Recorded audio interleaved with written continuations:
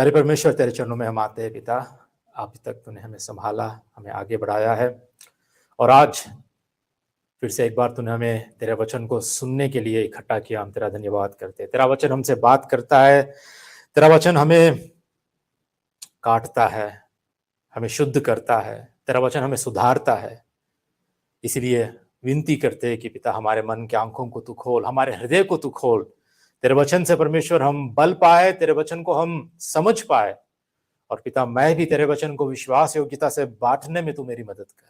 तो अपने दास को अपने क्रूस के पीछे छिपा ले ताकि प्रभु यीशु मसीह ही आगे दिखे, तेरा सुसमाचार ही आगे दिखे। हम तेरा धन्यवाद करते हुए इस प्रार्थना विनती को प्रभु यीशु मसीह के नाम से हम मांगते हैं परम पिता, आमीन। बैठ जाइए। आज का जो टॉपिक है, जैसा कि आप स्क्रीन पे देख रहे हैं, ये उपहास करने वालों की मूर्खता, मसीह की वापसी और परमेश्वर के न्याय को नकारना। ठीक है, इंग्लिश में जिसको हम कहते हैं scoffers folly, denying Christ return and God's judgment. जो वचन हमने पढ़ा था हम फिर एक बार पढ़ लेंगे। दूसरा पत्रस का 3 अध्याय 1 से 4, जहां पर ऐसा लिखा है, हे प्रियो, अब मैं तुम्हें यह दूसरी पत्री लिखता हूं और दोनों में सुधि दिलाकर तुम्हारे शुद्ध मन को उभारता हूं कि तुम उन बातों को जो पवित्र भविष्यद्वक्ताओं ने पहले से कही है और प्रभु और उद्धारकर्ता की उस आज्ञा को स्मरण करो जो तुम्हारे प्रेरितों के द्वारा दी गई थी। और यह पहले जान लो कि अंतिम दिनों में हंसी उपहास करने वाले आएंगे जो अपनी ही अभिलाषाओं के अनुसार चलेंगे और कहेंगे, उसके आने की प्रतिज्ञा कहाँ गई? क्योंकि जब से पूर्वज सो गए हैं सब कुछ वैसा ही है जैसा सृष्टि के आरंभ से था। देखिए, पिछले हफ्ते हम लोगों ने पता नहीं आपको याद है या नहीं, पहले 2 पदों को हमने देखा था जिसमें हम परमेश्वर की प्रतिज्ञाओं को याद रखने के विषय में हमने बातचीत की थी।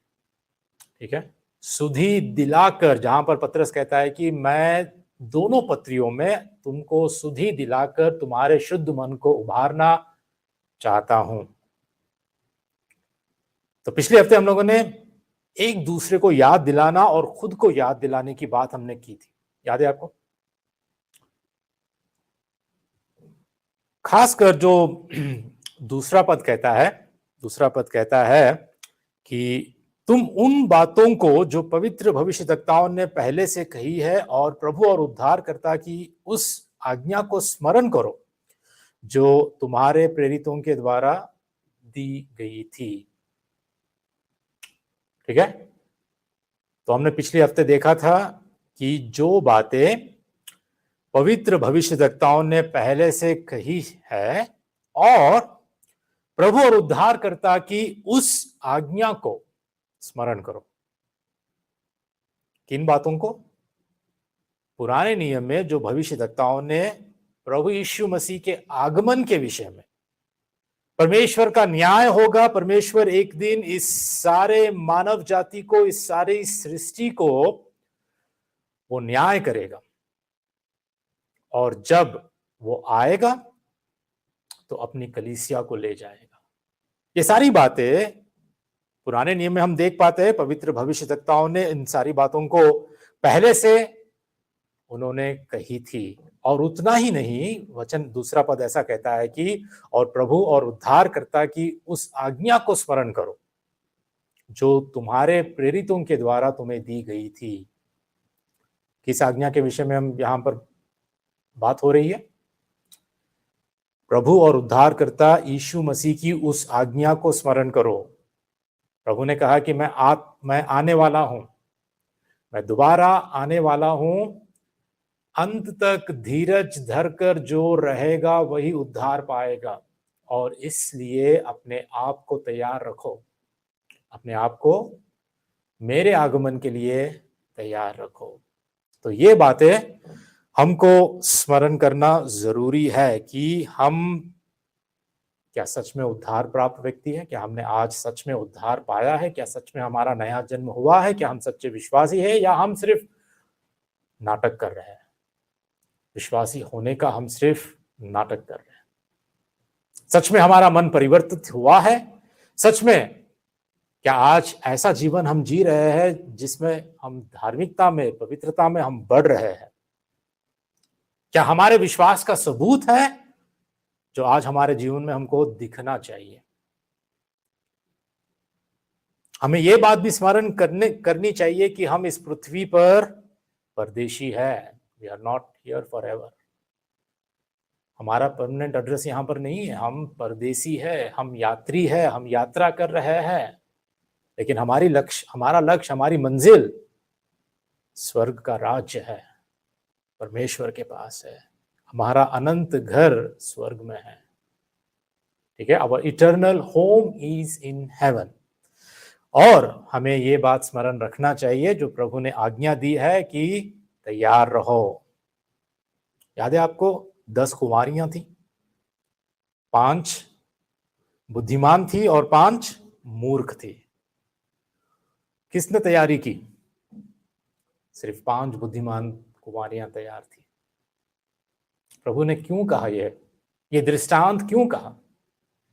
वो आज्ञा दे रहा था कि एक दिन आएगा, आपको पता भी नहीं है कि कब दूल्हा आ जाएगा, दूल्हे की बारात कब आएगी, ये बात किसी को पता नहीं। लेकिन आप एक काम कर सकते हो, आप तैयार रह सकते हो, अपने आप को तैयार रख सकते हो।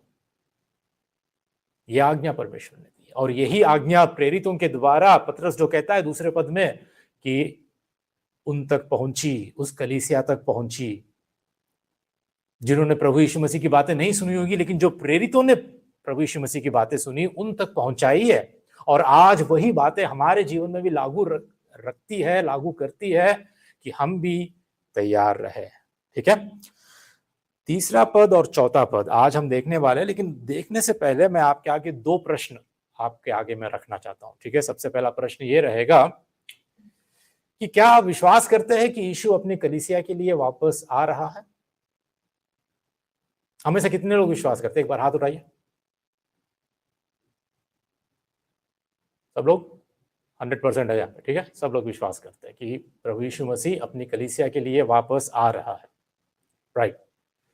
अब मैं दूसरा प्रश्न ये पूछना चाहता हूं, क्या आप उस कलीसिया का हिस्सा है ना? दूसरा प्रश्न बहुत महत्वपूर्ण प्रश्न है। पहला प्रश्न पर आप हाँ कहो या ना कहो कोई मायने नहीं रखता।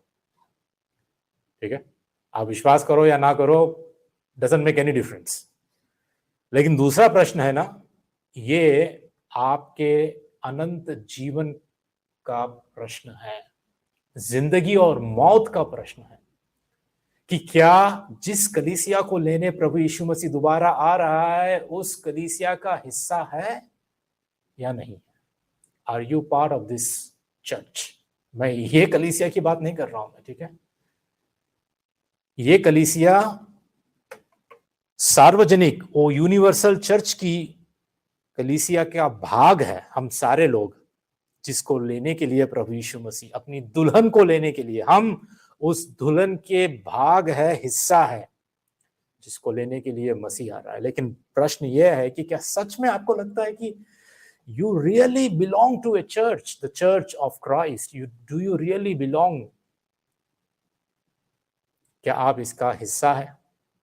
प्रभु यीशु मसीह की कलीसिया, ये दुल्हन है आप, या सिर्फ अपने आप को धोखा दे रहे? आगे देखते हैं हम लोग। ठीक है, यही प्रश्न को कि क्या आप विश्वास करते हैं कि यीशु अपनी कलीसिया के लिए वापस आ रहा है, सर्वे किया गया। ठीक है, मसीहों के बीच में सर्वे, जानते हैं ना आपको? सर्वे मतलब पूछताछ होती है कि कितने लोग इस बात को विश्वास करते हैं, कितने लोग नहीं करते हैं।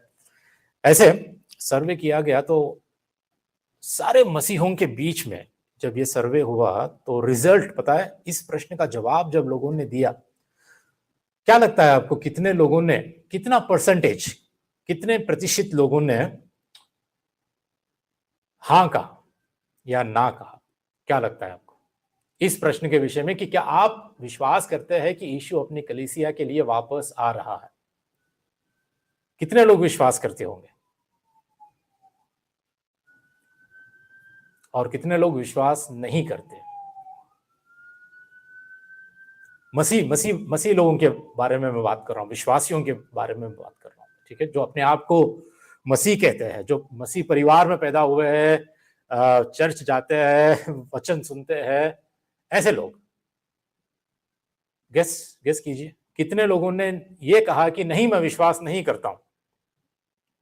कितना परसेंटेज हो सकता है मरकुस, कितना परसेंटेज हो सकता है? गेस कीजिए। ये कोई आपको यूनिवर्सिटी का एग्जाम नहीं है कि आपको यहाँ पर कुछ एडमिशन नहीं मिलने वाला है। 50-50। 50 ने कहा कि हाँ विश्वास करता हूँ, 50 ने कहा कि नहीं विश्वास नहीं करता हूँ। और कोई? और कोई? आयशा बहन? अरे वाह, on the spot, on the spot. मेरे पास अब प्राइस देने के लिए कुछ नहीं है मैं आपको बाद में प्राइस दे दूंगा। 60% ने कहा कि नहीं, हम विश्वास नहीं करते, प्रभु यीशु मसीह नहीं आ रहा है। इसका कारण है, इसका एक कारण है जो आज हम देखने वाले हैं। क्यों लोग इस तरह, इमेजिन 60% मसीह जगत में 60% लोग विश्वास नहीं करते कि प्रभु यीशु मसीह दोबारा अपनी कलीसिया को लेने आ रहा है। What a tragedy, what A irony, क्या विडंबता है ये। 60% लोग विश्वास ही नहीं करते कि प्रभु यीशु मसीह दोबारा आने वाला है, और फिर अपने आप को क्या कहते हैं लोग? मसीही, वी आर क्रिश्चियंस। बड़े दुख की बात है, बड़े दुख की बात है। देखिए उस समय भी यही बात हो रही थी। पतरस जब यह पत्री लिख रहा था पवित्र आत्मा की प्रेरणा से, उस समय भी यही बात लोगों के मन में चल रही थी कि क्या प्रभु यीशु मसीह सच में आएगा? क्या हमें विश्वास करना चाहिए? क्या सच में यह होने वाला है कि नहीं? उस समय परमेश्वर का वचन कहता है कि ऐसे ठट्टा करने वाले लोग आएंगे जो यही तर्क लेकर आएंगे, यही प्रश्न को लेकर आएंगे कि कहाँ है मसीह, कहाँ है उसका वादा, कहाँ है वो आने वाला था ना, अभी तक क्यों नहीं आया है? तीसरा वचन कहता है, पद ये कहता है कि और यह पहले जान लो कि अंतिम दिनों में हंसी उपहास करने वाले आएंगे, मतलब ठट्टा करने वाले आएंगे, जो अपनी ही अभिलाषाओं के अनुसार चलेंगे। ठीक है, सुनिए यहां पर ये जो शुरुआत की बात क्या लिखी है यहां पर, यह पहले जान लो। क्यों, सुनिए कि एक बार क्यों पतरस ऐसे कह रहा है कि यह पहले जान लो? जब कभी हम कहते हैं कि भाई ये पहले जान लो, तो हम क्या, हमारा कहने का मतलब क्या होता है कि ये बात जरूरी है, दिस इज मोस्ट इंपॉर्टेंट।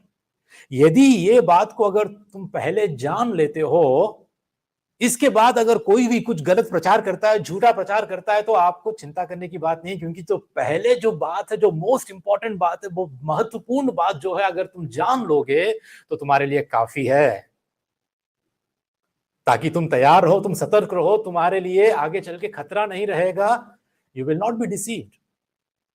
इसलिए कहता है पहले ये जान लो। पता है दूसरे पत्रस की ये पत्री में हम लोगों ने जब पहले अध्याय में हम अध्ययन किया था, पहले अध्याय को हम देख रहे थे, तो वहां पर भी इसी बात को, एग्जैक्टली यही बातों को, यह पहले जान लो, पत्रस यही बातों को बताता है।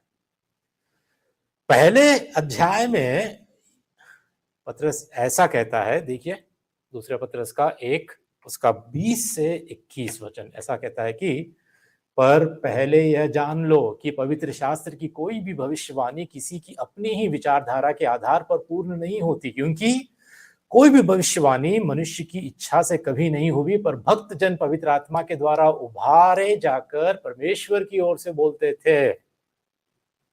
ये बात पहले जान लो, if you know this first, कि जो संपूर्ण पवित्र शास्त्र है पवित्र आत्मा के द्वारा भक्त जन उभारे जाकर बताए हैं, बोले हैं, लिखा गया है, इसमें कोई गलती नहीं है, इसमें कोई एरर्स नहीं है।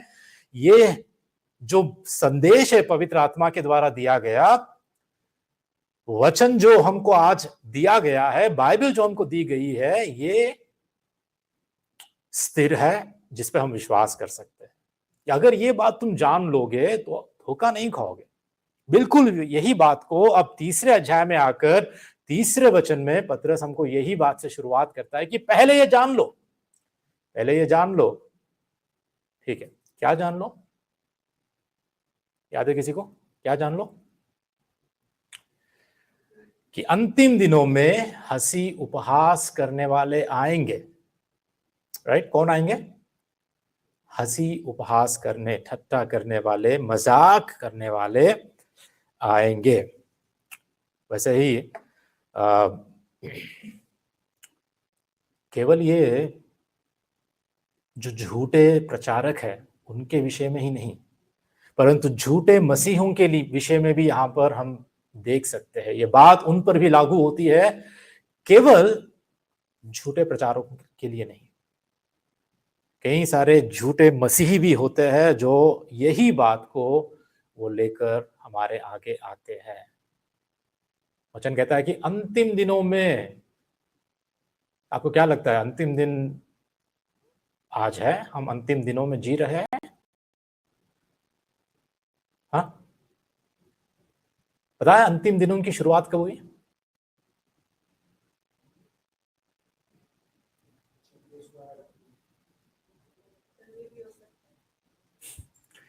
जब प्रभु यीशु मसीह का पहला आगमन हुआ था।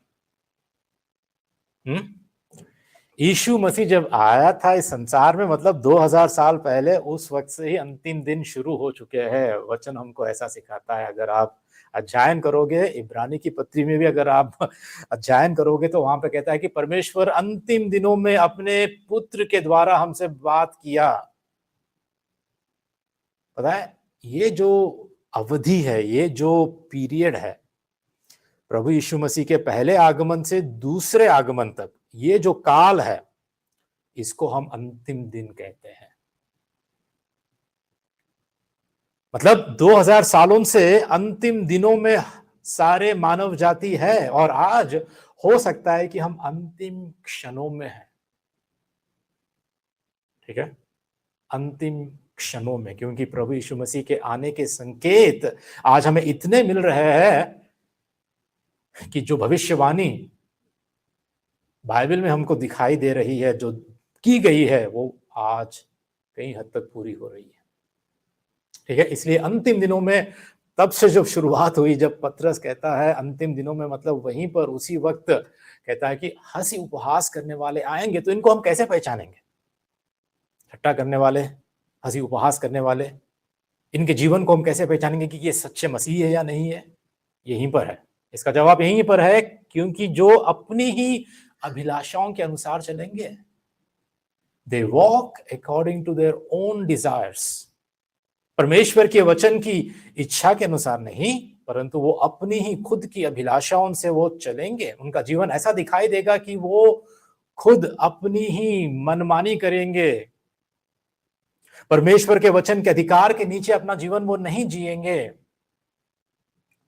अपने आप को वो प्रभु के अधीनता में वो नहीं जिएंगे, परंतु वो अपनी ही अभिलाषाओं के अनुसार चलेंगे। इन्हीं के बारे में देखिए, पौलुस भी ऐसा कहता है कि ऐसे लोगों में ना, कहता है कि रोमियो के 3:18 में, उनकी आंखों के सामने परमेश्वर का भय नहीं। There is no fear of God. कोई भय नहीं, कोई डर नहीं, परमेश्वर के लिए कोई भक्ति भावना नहीं। उनके आंखों के सामने परमेश्वर का कोई भय नहीं। तो क्या कहकर ये सट्टा करने वाले हैं? क्या कहकर हंसी उपहास करने वाले हैं? जो हम चौथे वचन में देखते हैं। ठीक है, चौथे पद में हम देखते हैं क्या कहता है वहां पर। और कहेंगे, उसके आने की प्रतिज्ञा कहां गई? कहां है भैया? उसने तो प्रतिज्ञा की है, लेकिन कहां है? उसके आने की प्रतिज्ञा कहां गई? क्योंकि जब से पूर्वज सो गए हैं, सब कुछ वैसा ही है जैसा सृष्टि के आरंभ से था। कहाँ है प्रभु यीशु मसीह? उसने कहा ना आने की, उसने आज्ञा दी है, उसने उसने वादा किया था, लेकिन कहाँ है प्रभु यीशु मसीह? कहाँ है? मतलब ये लोग ऐसे विश्वासी है, ऐसे लोग हैं जो, पता है क्या कह रहे हैं लोग? कि हम क्यों विश्वास करें। प्रभु यीशु मसीह की कहे जो जो जो उसने कहा था कि मैं आने वाला हूं, उसकी बातों पर हम क्यों विश्वास करें।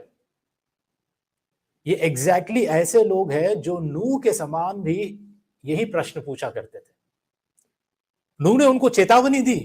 नूह जहाज बना रहा था, लेकिन नूह ने उनको कई वर्षों तक, 120 साल तक चेतावनी दी, समझाया, देखो परमेश्वर का न्याय आने वाला है, परमेश्वर का क्रोध संसार पर, इस जगत पर परमेश्वर दिखाने वाला है, लेकिन वो सुने नहीं। यही प्रश्न पूछे होंगे कि कहां है, कहां है, अभी तक नहीं आया। पूर्वज जब से सो गए हैं, सब वैसा ही है जैसा सृष्टि के आरंभ से था।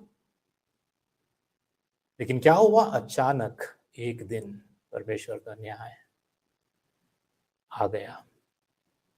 परमेश्वर ने न्याय किया। बिल्कुल उसी तरह आज के दिन भी हमारे बीच ऐसे कई लोग हैं जो ठट्टा करने वाले, हंसी उपहास करने वाले उठ खड़े हैं। उस वक्त उठ खड़े थे, आज भी 2000 इन कलीसिया के इस इतिहास में हम देख पाते हैं कि उपहास करने वाले, हंसी उपहास करने वाले आज हमारे बीच में भी ऐसे ही है। पता है वो एग्जैक्टली क्या कर रहे हैं? वो हमारे विश्वास पर अटैक कर रहे हैं, हमला कर रहे हैं। सच्चे विश्वासियों के विश्वास पर वो हमला कर रहे हैं। ये ऐसे विश्वासी है जो विश्वास नहीं करना चाहते कि एक परमेश्वर है जो न्यायी है, एक परमेश्वर है जो स्वभाव से पवित्र है और इसलिए वो पाप से घृणा करता है। They don't want to believe that. और एक दिन वो पापियों का दंड देने वाला है। और जाहिर है जो लोग अपने पाप से जो संतुष्ट है, अपने पाप रहित, अपने पापी जीवन में जो संतुष्ट जीवन जी रहे हैं, अपने पाप को एंजॉय कर रहे हैं, अपने पाप में ही जीवन जी रहे हैं, जाहिर है, ठीक है, वे इस पर विश्वास नहीं करना चाहते हैं कि एक दिन न्याय होगा, एक दिन प्रभु यीशु मसीह आएगा। इसलिए 60%, सोचिए एक बार, 60% लोगों ये नहीं विश्वास करते हैं कि इस पृथ्वी को परमेश्वर आग से एक दिन नाश कर देगा, सारा ब्रह्मांड विनाश हो जाएगा। मसीह जब आएगा तो उसका न्याय इस धरती पर देखा जाएगा। और इसी प्रश्न को लेकर वो तर्क करते हैं कि उसके आने की प्रतिज्ञा कहां गई, क्योंकि जब से पूर्वज सो गए हैं सब कुछ वैसा ही है जैसा सृष्टि के आरंभ से था। क्या ये बात सच है? आपको सच लगती है कि जब से पूर्वज सो गए, मतलब सोचिए कि आदम से लेकर, सृष्टि के आरंभ से लेकर के अभी तक जैसा है वैसा ही है?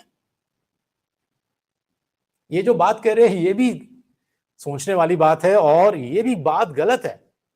ऐसा नहीं है, कहीं पर भी हम नहीं देखते कि सृष्टि के आरंभ से आज तक जो भी था वो वैसा ही है। नहीं है, बहुत कुछ बदल गया है, बहुत कुछ बदल गया है। ठीक है, समझिए कि उस वक्त जब पतरस ये पत्री लिख रहा था, जो मसीह लोग थे, जो नए नए विश्वासी थे, जो नए नए आए मसीह में और जो विश्वासी बने हैं, सोचिए कि उस समय के दौरान मसीहों की क्या अपेक्षाएं थी, क्या अपेक्षा कर रहे थे, What were they expecting? देखिए, जब पौलुस ने पत्री लिखी, यूहन्ना ने पत्री लिखी, पतरस ने पत्री लिखी, ये पत्रियों को लेकर हर कलीसिया में भेजा जाता था और वहां पर पढ़ा जाता था। और हर पत्री में यही बातें प्रेरितों ने यही सिखाया कि प्रभु यीशु मसीह का आगमन होने वाला है, वो दूसरी बार आने वाला है और उसकी राह में लोग थे। ठीक है, तो उनकी जो अपेक्षाएं थी, ठीक है, जो भी ये पत्री, नए नियम की जो भी पत्री ये पढ़ रहे थे, जो विश्वासी थे, पता है उनकी अपेक्षा ये थी कि उस घड़ी, उस वक्त के लिए वो इंतजार कर रहे थे। पलक झपकते ही हम बदल जाएंगे, वचन कहता है ना, at the twinkling of an eye, तो उस वक्त के, उस मोमेंट के लिए वो लोग इंतजार कर रहे थे। वो लोग इंतजार कर रहे थे कि जब प्रधान दूत का बड़े शब्द ललकार होगा, शब्द होगा, और परमेश्वर की तुरही जब बजेगी, जब कलीसिया उठा ली जाएगी, उस वक्त का वो लोग इंतजार कर रहे थे, अपेक्षा कर रहे थे।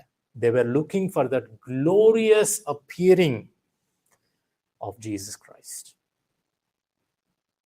महिमा में जब प्रभु यीशु मसीह आएगा, उस वक्त का वो इंतजार कर रहे थे। क्योंकि सारी पत्री में पौलुस भी यही सोच रहा था, ठीक है। सारे प्रेरितों ने यही सोचा था कि उनके जीवन काल में ही प्रभु यीशु मसीह का आगमन हो सकता है।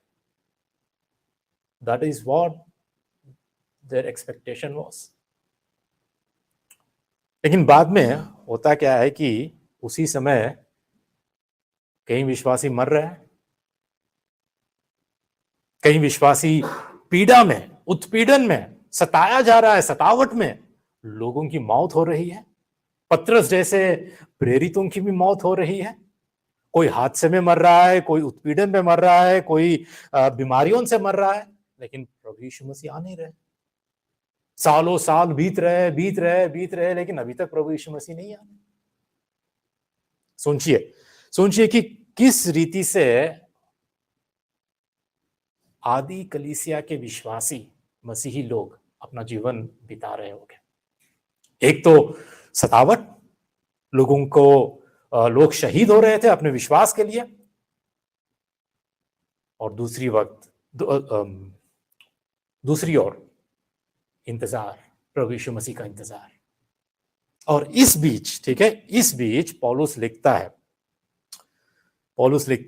जब लोग मर रहे हैं, जब लोग विश्वासी लोग जब दुर्घटनावश या सतावट के कारण जब मर रहे थे, तो पौलुस उनको एनकरेज करने के लिए ये बात लिखता है, ठीक है। पहले थिस्सलुनीकियों की पत्री का 4 अध्याय 13 से 17 पद ऐसा लिखता है कि हे भाइयों, हम नहीं चाहते कि तुम उनके विषय में जो सोते हैं, मतलब जो मर चुके हैं, बाइबल यहाँ पे जो सोते हैं शब्द का इस्तेमाल करती है, इसका मतलब है कि मसीह में यदि कोई विश्वासी भी मरता है, आज वो सो रहा है, वो मर नहीं रहा है, ठीक है। मसीह में हम लोग सो रहे हैं, और जो सोते हैं अज्ञानी रहो, उनके विषय में अज्ञानी रहो। ऐसा ना हो कि तुम औरों के समान शोक करो जिन्हें आशा नहीं। क्योंकि यदि हम विश्वास करते हैं कि यीशु मरा और जी भी उठा, तो वैसे ही परमेश्वर उन्हें भी जो यीशु में सो गए हैं उनके उसी के साथ ले आएगा। क्योंकि हम प्रभु के वचन के अनुसार तुमसे यह कहते हैं कि हम जो जीवित है और प्रभु के आने तक बचे रहेंगे, तो सोए हुओं से कभी आगे ना बढ़ेंगे। क्योंकि प्रभु आप ही स्वर्ग से उतरेगा, उस समय ललकार और प्रधान दूत का शब्द सुनाई देगा, और परमेश्वर की तुरही फूकी जाएगी, और जो मसीह में मरे हैं वे पहले जी उठेंगे। तब हम जो जीवित और बचे रहेंगे उनके साथ बादलों पर उठा लिए जाएंगे कि हवा में प्रभु से मिले, और इस रीति से हम सदा प्रभु के साथ रहेंगे। हालेलुया। हम सदा प्रभु के साथ रहेंगे। जो सो रहे हैं उनके लिए कहता है कि रोने की जरूरत नहीं है, दुख उठाने की जरूरत नहीं है। जो सोए हुए हैं उनको लेकर प्रभु यीशु मसीह फिर से आएगा, उनको साथ लेकर आएगा, और जो हम बचे हुए हैं हम लोग बदल जाएंगे। प्रधान स्वर्गदूत का शब्द ललकार होगा, जब परमेश्वर की तुरही फूकी जाएगी, तो प्रभु यीशु मसीह अपने सारे लोगों के साथ उस महिमा में बादलों पर प्रकट होगा, और अपनी दुल्हन, अपनी लोगों को वो अपने साथ लेकर जाएगा। हम यहाँ पर रहने वाले नहीं हैं। ये बातों को लिखकर पौलुस उनको उत्साहित कर रहा था, क्योंकि वो लोग हो सकता है कि निराशा में थे कि कब आएगा। और इसी का फायदा उठाकर झूठे प्रचारक, झूठे लोग, झूठे विश्वासी यही प्रश्न पूछने लगे, ठीक है। उत्पीड़न के दबाव से जो मसीह थके हुए थे, और जीवन की कठिनाइयों की निराशाओं के तहत झूठे शिक्षकों के लिए ये लोग एक आसान शिकार थे और कहते थे कि कहाँ है प्रभु यीशु मसीह का आगमन, कहाँ है, वो कब आएगा, उसका राज्य कब आएगा, उसका वादा कब पूरा होगा। ठीक है, इसीलिए पत्रस कहता है कि सबसे पहले ये जान लो कि ऐसे लोग आएंगे। It is most important to know, ऐसे लोग आएंगे जो ठट्टा करने वाले हैं, जो हंसी उपहास करने वाले हैं। लेकिन देखिए, एक सच्चे विश्वासी के जीवन में, एक सच्चा विश्वासी जो होता है, सच्चा मसीह के पीछे चलने वाला, मसीह के आगमन के लिए इंतजार करने वाला, मसीह के आगमन के लिए अपने आप को तैयार रखने वाला, उसका जीवन, ठीक है, उसका जीवन जो धार्मिकता से वो जीवन जीता है, जो धर्मी जीवन जीता है, पता है, उसके लिए हम ये कह सकते हैं कि धर्मी जीवन के लिए प्राथमिक प्रेरणा धर्मी की वापसी की उम्मीद है। आज हमारे लिए धर्मी जीवन अगर हमें जीना है, धार्मिकता का जीवन, पवित्रता का जीवन जीने की अगर हमारे अंदर एक उम्मीद है, तो उसकी प्रेरणा, सबसे बड़ी मोटिवेशन, सबसे बड़ा प्रेरणा क्या है पता है? कि धर्मी, प्रभु यीशु मसीह धर्मी, वो आने वाला है। That is my motivation today.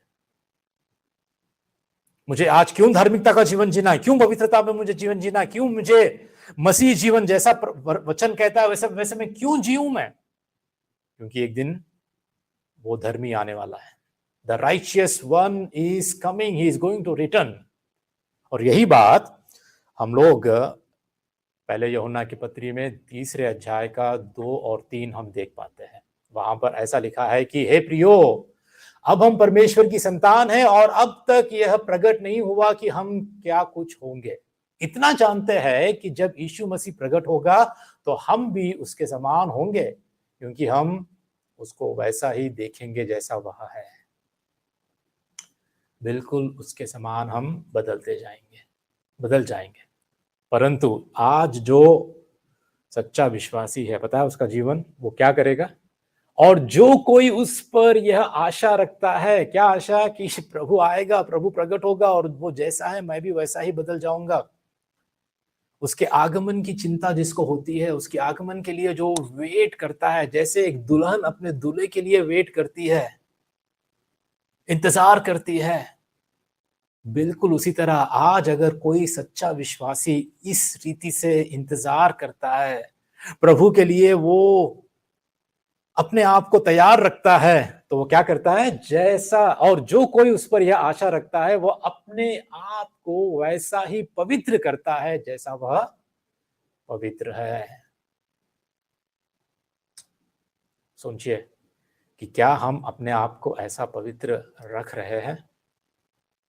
जो व्यवहारिक जीवन है, प्रैक्टिकल लाइफ में, ठीक है, जो पवित्रता हमको प्रभु यीशु मसीह के उद्धार के कार्य के द्वारा मिलती है, मैं उसकी बात नहीं कर रहा हूं, लेकिन उद्धार पाने के बाद, क्योंकि यहाँ पे कह रहे हैं कि हम परमेश्वर की संतान है, संतान होने के बाद हम पवित्र ठहराए गए, धर्मी ठहराए गए, लेकिन उसके बाद जो हम व्यवहारिक जीवन में पवित्रीकरण में बढ़ने का जो काम होता है दिन प्रतिदिन, मैं उसकी बात कर रहा हूं कि जैसा वो पवित्र है, क्या हम अपने आप को भी हम पवित्र करते हैं, क्या हम पवित्र रखते हैं? यदि हमारे जीवन में वो पवित्रता नहीं दिख रही है, तो इसका मतलब है कि यहीं पर हम जान पाते हैं कि हम परमेश्वर की संतान नहीं हैं। साफ बात है, साफ बात है। जो अपने आप को पवित्र करता है, केवल वही परमेश्वर की संतान है। जो अपने आप को धार्मिकता, पवित्रता का जीवन में वो बढ़ते रहता है, पवित्रता में वो आगे बढ़ता है, केवल वही परमेश्वर की संतान है। धोखा मत खाओ। प्रभु हमारी मदद और सहायता करे। चलिए हम लोग खड़े होकर प्रार्थना करेंगे।